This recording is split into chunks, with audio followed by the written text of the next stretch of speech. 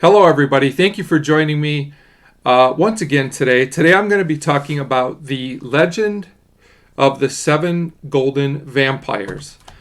This is a film starring Peter Cushing and directed by Roy Ward Baker. And I had actually never seen this movie before, and it's an interesting combination of a horror film and a martial arts film, both of which were very popular at this time in the 70s.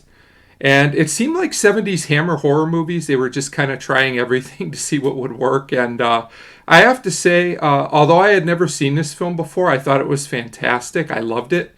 It is now one of my favorite Hammer films, and I have seen a lot of them.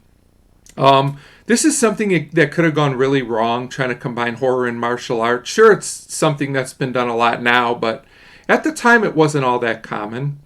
But the film does a great job of mixing both. It doesn't focus too much on just the horror or too much on just the martial arts. It's a great combination. And Peter Cushing, as always, just brings a solid presence to the film. It's interesting that he was still working on Hammer films at this point, but he just always seems to fit in well, even in a film like this.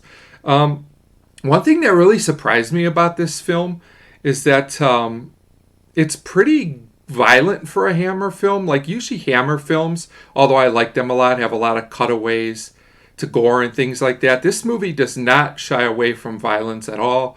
Maybe that's because of the martial arts element. And the martial arts fights in this movie are also great. They're really, really strong and really, really well done. I was really surprised that both aspects of this film work so well.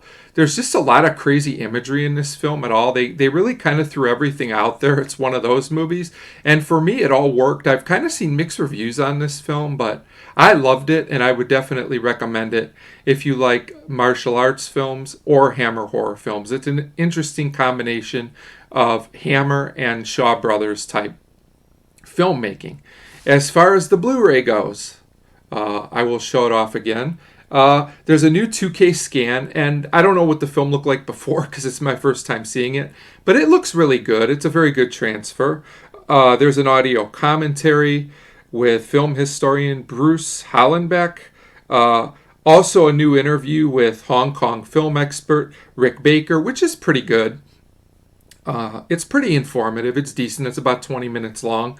There's also a short interview with co-star David Chiang. I hope I'm pronouncing his name correctly. He's a co-star in the film, and it's only about a 6.5, 7-minute interview, but it's excellent. He talks about his experiences working with Peter Cushing and Hammer on this film. I thought it was very informative. I just wish the interview were a bit longer, but what we got here is good. There's also a trailer, things like that. Something else interesting is that there's an alternate U.S. theatrical version on here named The Seven Brothers Meet Dracula, which I guess is a shortened version of the film, which I have not yet watched, but I might check it out someday. It's always interesting to see how they used to cut and edit these movies for releases in different parts of the world. So overall, I definitely recommend this Legend of the Seven Golden Vampires, and I just want to check one more thing here. Looking for that alternate artwork. So there's the alternate artwork, Seven Brothers of Dracula, which I believe was the U.S. title for the film. So that's cool. I always like the alternate artwork. So another good Blu-ray from Scream Factory.